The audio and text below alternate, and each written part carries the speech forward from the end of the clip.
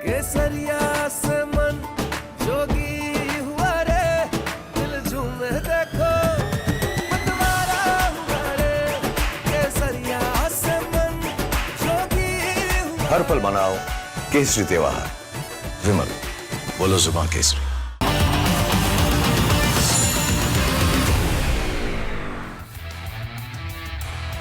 नमस्कार, स्वागत है आपका रिपब्लिक भारत पर। मैं हूं आपके साथ अनामिका सिंह काली। आइए खबरों की शुरुआत करते हैं।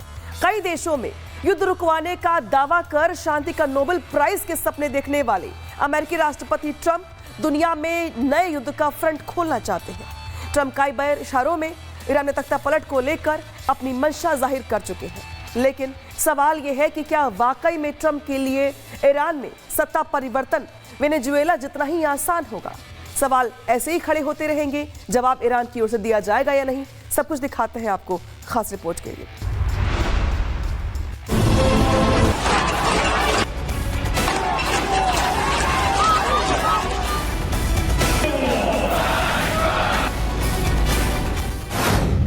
क्या वेनेजुएला पर कब्जे के बाद ट्रंप बेलगाम हो गए हैं?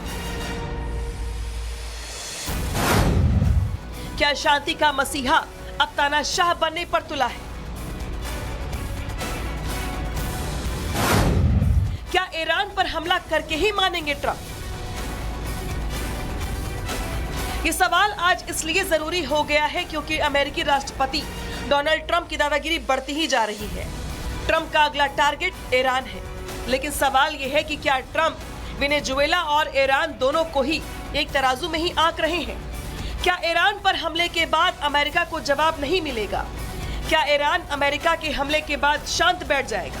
बिल्कुल नहीं। ईरान अमेरिका को पलटकर जवाब जरूर देगा। इसके बावजूद ट्रंप की सनक कम होने का नाम नहीं ले रही है। ईरान बातचीत करना चाहता है। हाँ, हम उनसे मिल सकते हैं, मतलब एक बैठक तय की जा रही है, लेकिन मौजूदा हालात को देखते हुए बैठक से पहले हमें कुछ कदम उठाने पड़ सकते हैं। लेकिन बैठक तय की जा रही है। ईरान ने फोन करके कहा है कि वे बातचीत करना चाहते हैं। डोनाल्ड ट्रंप जब चुनाव प्रचार कर रहे थे तो उन्होंने मेक अमेरिका ग्रेट अगेन का नारा दिया था, लेकिन क्या अमेरिका को महान बनाने का उनका यही प्लान है? क्या ट्रंप अमेरिका को एक और युद्ध में झोंकना चाहते हैं?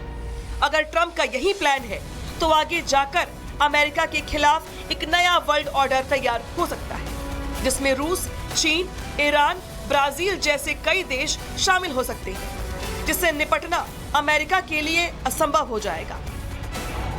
लेकिन इसके बावजूद ट्रंप दुनिया भर में अपनी दादागिरी दिखा रहे हैं। ईरान पर बार-बार हमले की चेतावनी दे रही है। There seem to be some people killed that aren't supposed to be killed. These are violent. If you call them leaders, I don't know if they're leaders or just they rule through violence. But we're looking at it very seriously. The military is looking at it, and we're looking at some very strong options. We'll make a determination. I mean, some of the protesters were killed through the stampeding. I mean, you know, there's so many of them, and some were shot. We get a full report. I'm getting an hourly report, and we're going to make a determination. Donald Trump जिस तरह से Iran में हो रहे प्रदर्शनों को समर्थन कर रहे हैं, उससे एक बात तो साफ है कि ईरान में जो भी प्रदर्शन हो रहे हैं उसके पीछे अमेरिका का हाथ है। अमेरिका ईरान की जनता को भड़काकर वहां गृह युद्ध के हालात पैदा कर रहा है, जिससे ईरान पर दबाव बनाया जा सके। इसका असर ये है कि ईरान ट्रंप के साथ बातचीत के लिए भी तैयार हो गया है। दोनों देशों के बीच बातचीत की तैयारी भी चल रही है, लेकिन ऐसा लग रहा है कि ट्रंप ईरान की बातचीत के प्रस्ताव को अपनी पहली जीत मान रही है। When you say that they probably do at this point, after going through it for years with me, being hit, Soleimani, al-Baghdadi, the Iran nuclear threat wiped out, what a stupid question. Iran में जगह जगह प्रदर्शन हो रहे हैं। आज Iran में विरोध प्रदर्शन का 15वां दिन है। ईरान में 100 से भी ज्यादा शहरों में हिंसक प्रदर्शन हो रहे हैं। ईरान में इंटरनेट और फोन बंद है। तेहरान एयरपोर्ट को भी बंद कर दिया गया है। कई देशों ने तेहरान के लिए उड़ानें रोक दी हैं। ईरानी सेना को फिलहाल अलर्ट पर रखा गया है, लेकिन ट्रंप लगातार प्रदर्शनकारियों को हवा दे रही हैं। अमेरिकी एजेंसियां लगातार ईरान के खिलाफ प्रदर्शनों को भड़का रही है। بود که تعداد کشته‌ها در صحنه تظاهرات افزایش پیدا بکنه. چرا؟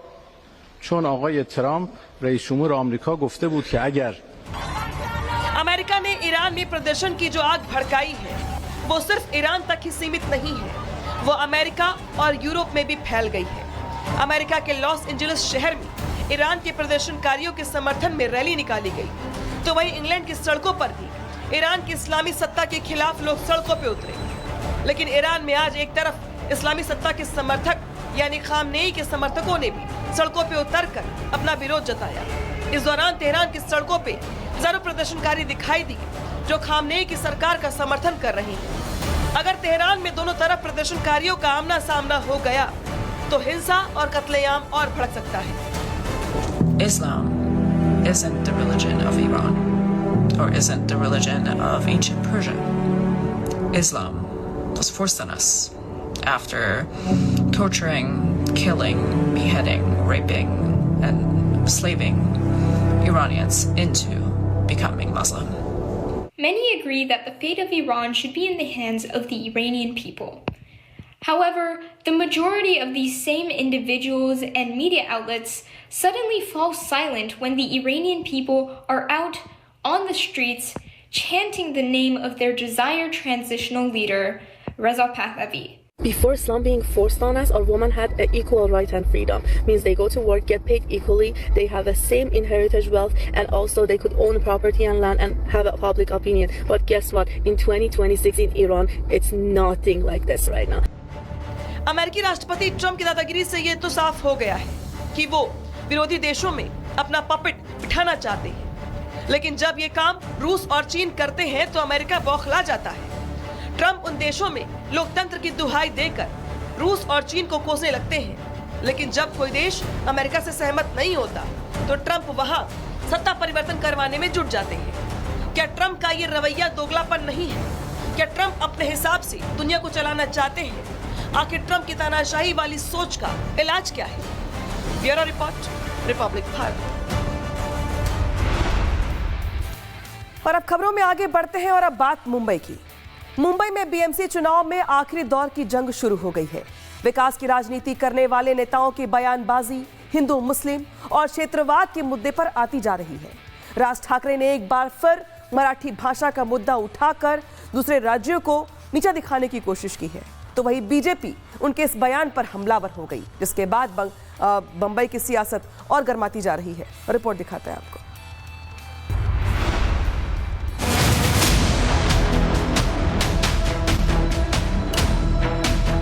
अबू आसिम को ताकत दे दो, ऐसी बढ़ती हुई जबानों को नहीं काट दिया तो अपने बाप की औलाद नहीं।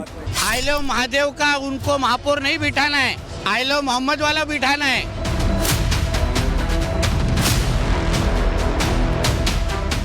बीएमसी चुनाव के प्रचार का आखिरी दौर चल रहा है। चाहे उद्धव और राज ठाकरे वाला गुट हो या फिर बीजेपी और शिंदे वाला गठबंधन, दोनों ही अपनी ताकत लगा रही है। बीएमसी में लड़ाई घूम फिर के एक बार फिर मराठी मुद्दे पर आ गई है। राज ठाकरे ने इस बार भी अपने मराठी वोट बैंक को साधने के लिए दूसरे राज्यों के लोगों को टारगेट पर लेना शुरू कर दिया। उन्होंने भाषा के मुद्दे पर यूपी और बिहार के लोगों का अपमान किया। कुठून येतात मतं, ह्यांच्याकडे कशी येतात, काय येतात? यूपी और बिहार के लोगों को समझना चाहिए कि हिंदी आपकी भाषा नहीं। मुझे किसी भाषा से नफरत नहीं है, लेकिन अगर आप मुझ पर अपनी भाषा थोपेंगे तो मैं लात मारूंगा। वो चारों तरफ से महाराष्ट्र में आकर आपका हक छीन लेंगे। अगर जमीन और भाषा गई तो आप खत्म हो जाएंगे। अब समस्या आपके दरवाजे तक आ गई। मराठी लोगों के लिए ये आखिरी चुनाव है। अगर आपने मौका गवा दिया तो आप खत्म हो जाएंगे। मतदारांचा अधिकारच काढून टाकला। राज ठाकरे मराठी कार्ड खेलकर मराठी मानुष को एकजुट करने का दाव चल रही है। उधर बीजेपी कह रही है कि राज ठाकरे बंधु मराठी भाषा का सहारा लेकर हिंदुओं में फूट डालने की कोशिश कर रही है, क्योंकि इनका एजेंडा आई लव मोहम्मद वाला मेयर बनाना है। जिहादियों के हाथ में देना चाहते हैं, वहाँ आई लव महादेव का उनको महापौर नहीं बिठाना है, आई लव मोहम्मद वाला बिठाना है। मस्जिदों से फतवा आया था, वैसे फतवा आ चुका है, इसलिए जबान से इसलिए जबान से उन्होंने उनको पाकिस्तान में बैठे हुए अब्बा के खिलाफ बोलने की हिम्मत नहीं है और इसलिए अदानी को टारगेट करना है, मगर वहाँ चंगेज मुल्तानी और रशीद मामू को छोड़ देना है। यही उन लोग का पूरा टारगेट लग रहा है और एजेंडा लग रहा है। हिंदुओं के खिलाफ वातावरण तैयार करना, हिंदुओं को बांटना, यही ठाकरे लोगों को मिली हुई सुपारी है। ठाकरे ब्रदर्स की नजर मुंबई में रहने वाले 40% मराठी वोट बैंक पर है, जिसकी संख्या सबसे ज्यादा है। 2.5 करोड़ की आबादी वाले मुंबई में मराठियों की 40% आबादी के बाद दूसरे नंबर पर हिंदी भाषी वाले लोगों की आबादी है, जो करीब 25% है। तो वही गुजराती बोलने वाले लोगों की संख्या 11% और अन्य लोगों की संख्या करीब 5% है। ठाकरे ब्रदर्स मराठी मानुष की पिच पर बैटिंग कर रहे हैं, तो मुंबई के कुछ इलाकों में सीमित समाजवादी पार्टी के नेता अबू आजमी हिंदू मुस्लिम वाली गुगली फेंक रहे हैं। लेकिन बीजेपी की तरफ से कमान फायर ब्रांड नेता नीतीश राणे ने संभाल रखी है, जो आजमी के हर वार पर करारा पलटवार कर रहे हैं। एक मंत्री है, नेपाली दिखता है, टिंगरा सा है, अरे बोलता है कि मस्जिद में घुस के मुसलमानों को मारूंगा। क्या मारेगा तू? इतनी ताकत तेरी है? पुलिस को हटा दे और आप मस्जिद में घुस के देख ले क्या हालत तेरी होती है। यहाँ का मंत्री बोलता है सर कि कुरान शरीफ पढ़ना है तो पाकिस्तान में जाके पढ़ो, बोलता है ना। अबू आसिम को ताकत दे दो, ऐसी बढ़ती हुई जबानों को नहीं काट दिया तो अपने बाप की औलाद नहीं। बुजुर्ग आदमी है, इसलिए उनका उम्र का ख्याल रख रहा हूँ, वरना उनको महाराष्ट्र में अभी तक घूमने हम लोग देते नहीं हैं। इसलिए हम लोग दाऊद से डरे नहीं हैं। तो आप भी अबू आदमी किस खेत की मूली है। बीएमसी चुनाव को लेकर जुबानी जंग चरम पर है। मुंबई नगर निगम के तहत 227 वार्ड आते हैं, जिनके पार्षद का चुनाव होगा और फिर ज्यादा सीटें जीतने वाली पार्टी का मेयर चुना जाएगा। इस चुनाव में शिंदे गुट वाली शिवसेना और बीजेपी ज्यादातर सीटों पर साथ चुनाव लड़ रही है, जबकि महाराष्ट्र सरकार में उनकी साथी अजीत पवार वाली पार्टी एनसीपी ने अकेले चुनावी मैदान में उतरने का फैसला किया है। दूसरी ओर उद्धव ठाकरे ने बीएमसी चुनाव के लिए राज ठाकरे से हाथ मिलाया है। बीएमसी चुनाव जीतने से पूरे मुंबई का कंट्रोल मिलता है। इसी वजह से सभी पार्टियां एड़ी चोटी का जोर लगाकर हर पैतरा आजमा रही हैं। जुबानी जंग नतीजे आने के बाद खुद ब खुद थम जाएगी। Bureau report, Republic Bharat. Maharashtra के बाद अब बात करेंगे यूपी की। यूपी के केजीएमयू में पहले लव जिहाद की सनसनीखेज मामले का खुलासा हुआ, जिसके बाद प्रशासन और पुलिस ने पूरे मामले में कड़ा एक्शन लिया। लेकिन अब विवादों में नया मोड़ आ गया है और अब मुश्किल में घिर गई हैं यूपी महिला आयोग की उपाध्यक्ष अपर्णा यादव। दरअसल बीते दिनों केजीएमयू के वीसी के कमरे में हंगामे के मामले में डॉक्टरों ने 48 घंटे में अपर्णा यादव पर एफआईआर की चेतावनी देकर हड़ताल की धमकी दे दी है। लेकिन पूरा विवाद क्या है, समझाते हैं आपको रिपोर्ट में।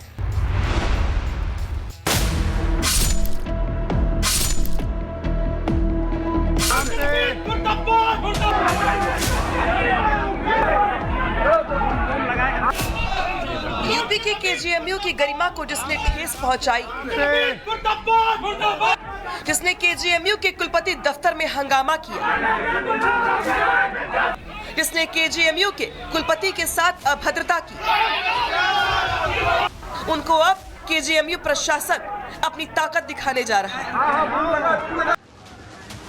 केजीएमयू में घुसकर उपद्रव मचाने वालों को विश्वविद्यालय प्रशासन जेल की हवा खिलाने पर अड़ गया है। केजीएमयू की कुलपति सोनिया नित्यानंद ने मुख्यमंत्री योगी से मुलाकात की। माना जा रहा है कि सोनिया ने सीएम योगी को केजीएमयू में हुए बवाल की जानकारी दी है। इस दौरान उन्होंने सीएम योगी से दोषियों के खिलाफ एक्शन की मांग भी की। हालांकि सोनिया जब सीएम योगी से मुलाकात कर बाहर आई तो उन्होंने मीडिया से बात करने से इनकार कर दिया। केजीएमयू प्रशासन की सख्ती से ऐसा लग रहा है कि अब यूपी महिला आयोग की उपाध्यक्ष अपर्णा यादव और उनके समर्थकों के खिलाफ एक्शन होना तय है, क्योंकि अपर्णा यादव ही वो शख्स है जिन्होंने अपने 100 से ज्यादा समर्थकों के साथ कुलपति दफ्तर पर धावा बोल दिया। इस दौरान अपर्णा के समर्थकों ने कुलपति दफ्तर का न सिर्फ दरवाजा तोड़ा, बल्कि वहां पड़े सामान के साथ तोड़फोड़ भी की। इस दौरान अपर्णा यादव खुद कुलपति से मुलाकात के लिए अड़कर धरने पर बैठ गई थी कि महिला आयोग अब किसी प्रकार से शांत नहीं होगा। उस डॉक्टर को बोला गया कि आप महिला आयोग क्यों गई, किस हैसियत से गई। मैं पूछना चाहती हूँ केजीएमयू के पूरे प्रशासन से, क्या महिला आयोग कॉन्स्टिट्यूशनल बॉडी नहीं है? क्या महिला आयोग जो है इस सरकार और इस संविधान की बनाई हुई नहीं है? अपर्णा यादव की इस हरकत के बाद केजीएमयू प्रशासन भड़का हुआ है। केजीएमयू के डॉक्टर्स ने विरोध प्रदर्शन करके उनके खिलाफ एक्शन की मांग की है। यहाँ तक कि केजीएमयू के डॉक्टरों ने इसे विश्वविद्यालय की गरिमा पर आघात बताते हुए अपर्णा यादव और उनके 200 समर्थकों के खिलाफ स्थानीय थाने में शिकायत दर्ज करवाई थी। लेकिन हैरानी की बात तो ये है कि अभी तक पुलिस ने इस मामले में एफआईआर दर्ज नहीं की है। 200 लोग एक संवैधानिक पद पे बैठी हुई महिला वीसी के दरवाजे को तोड़कर, जो पद्मश्री भी हैं, 2 दरवाजे तोड़े गए। मैं अभी आपको दिखाऊंगा, जिस पे रोकने का भरसक प्रयास किया गया, लेकिन दोनों दरवाजे तोड़ के अंदर घुस गए। 2 सीनियर महिला प्रोफेसर थी यहाँ की, प्रो वीसी और विशाखा कमेटी की चेयरमैन। तो उनके लोगों ने उन दोनों को ये कह के बंधक बना लिया कि जब वीसी आएंगी तभी तुम लोग जाओगी। केजीएमयू में हुए बवाल को लेकर अब वहां के चिकित्सकों ने पुलिस प्रशासन को 72 घंटे का अल्टीमेटम दे दिया है। इस दौरान अगर अपर्णा और उनके समर्थकों के खिलाफ एफआईआर नहीं हुई तो डॉक्टर हड़ताल कर देंगे। इस दौरान केजीएमयू की सिर्फ इमरजेंसी सेवाएं ही खुली रहेंगी। केजीएमयू की संयुक्त समिति का आरोप है कि अपर्णा ने सरकार की छवि धूमिल की है, विश्वविद्यालय की कुलपति के साथ अभद्रता की है, जिसे विश्वविद्यालय किसी भी हाल में बर्दाश्त नहीं करेगा। केजीएमयू में अपर्णा समर्थकों के हंगामे से डॉक्टर अभी तक सहमे हुए हैं। तो पूरी की पूरी मॉब दैट वाज अनकंट्रोल्ड बिल्कुल अंदर आई, उन्होंने काफ़ी तोड़फोड़ मचाया। इट वाज वेरी स्कैरिंग किसी के लिए। We are actually an academic and teaching hospital. हमारे यहाँ सारा काम शांतिपूर्ण तरीके से होता है, मीटिंग्स, इंटरव्यूज़, डिस्कशन। तो ये हम सब के लिए बिल्कुल अनप्रिपेयर्डनेस वाली स्थिति थी। हम लोग बिल्कुल इसके लिए प्रिपेयर्ड नहीं थे और अभी हम लोग बिल्कुल मेंटल ट्रॉमा में हैं। एक साथ करीब 200 लोगों ने बीसी ऑफिस का दरवाज़ा तोड़ करके अंदर घुस गए और अभद्रता की महिला प्रोफेसर के साथ। हमारी जो वाइस चांसलर थी, उन्होंने उनको बहुत समझाने की कोशिश की, आपसे वाइस चांसलर बात करेंगी, लेकिन आप लोग इस तरह से अंदर मत घुसिए। लेकिन 200 लोगों ने अंदर घुस करके वाइस चांसलर ऑफिस में जिस तरह से तांडव काटा, ये किसी भी यूनिवर्सिटी के लिए अशोभनीय है। केजीएमयू में लव जिहाद कांड को लेकर सरकार और प्रशासन का एक्शन जारी है। विश्वविद्यालय प्रशासन लगातार जांच एजेंसियों को अपना समर्थन दे रहा है, लेकिन अपर्णा ने जिस तरह से केजीएमयू को बदनाम करने की कोशिश की, विश्वविद्यालय की कुलपति की गरिमा को ठेस पहुंचाई, उसे लेकर विश्वविद्यालय प्रशासन आर पार के मूड में दिखाई दे रहा है। ऐसे में अब देखना यह है कि सरकार और प्रशासन अपर्णा और उनके समर्थकों के खिलाफ क्या कुछ एक्शन लेते हैं। क्या केजीएमयू की सख्ती के आगे प्रशासन झुकेगा? क्या अपर्णा यादव के खिलाफ एफआईआर दर्ज होगी? ऐसे कई सवाल हैं जिसका जवाब आने वाले 24 घंटों में मिल जाएगा। Bureau report, Republic Bharat. खबरों में आगे बढ़ते हुए और अब बात नापाक पाकिस्तान की, जिसने फिर एक बार सीमा पे अपनी कायराना हरकतें शुरू कर दी हैं। रात के वक्त जम्मू कश्मीर के कई इलाकों में पाकिस्तानी ड्रोन देखे जाने की खबरें आई और फिर एलओसी के पास कुछ धमाके भी सुनाई दिए, जिसके बाद सुरक्षा और कड़ी कर दी गई है। लेकिन वहां पे ताज़ा हालात कैसे हैं, मौजूदा स्थिति क्या है, समझाते हैं आपको इस रिपोर्ट में।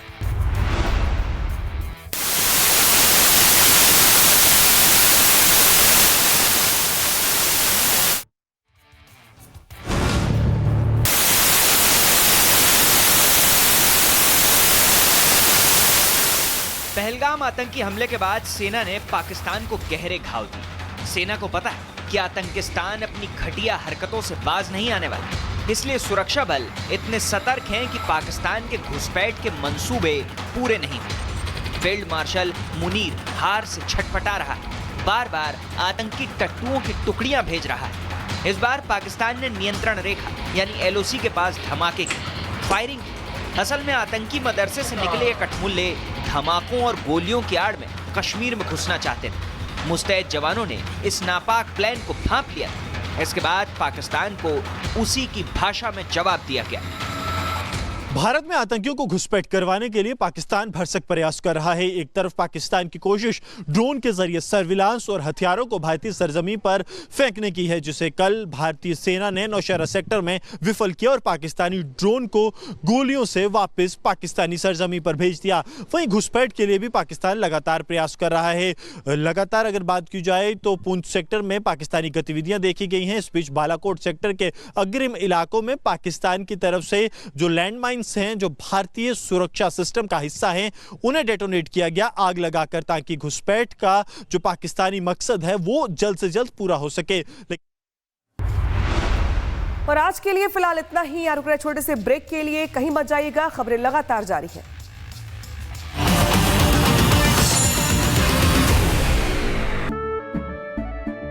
केसरिया से मन जोगी हुआ रे, दिल झूमे देखो मतवारा हुआ रे, केसरिया से मन जोगी हुआ। हर पल मनाओ केसरी त्योहार। विमल, बोलो जुबान केसरी।